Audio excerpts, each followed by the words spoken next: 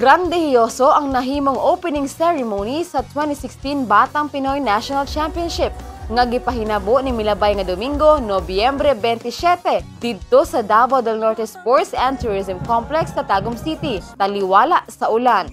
Kapin 14,000 ka mga atleta, coaches, opisyal ug mga bisita ang mitambong sa maong panghitabo nga nahuman sa usa ka engranding field demonstration of fireworks display.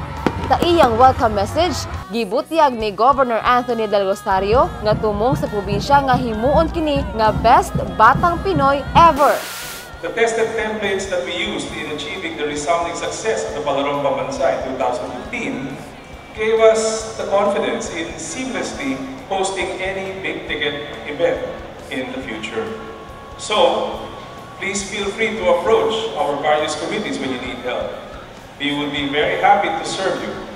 It is our hope that the hosting of the Batang Pinoy will send a powerful message to all that if you are looking for a great place to hold large sports fests and events or to do business and to invest, Davao del Norte is the best place to do just that. Gawas sa mga delegado, gitambungan ang maong seremonya ni House Speaker of 1st District Congressman Pantaleon Alvarez, Vice Governor Alan Duhali, Philippine Sports Commission Chairman William Ramirez, Philippine Sports Commission Commissioner Celia Kiram ug ubang opisyales sa PSC.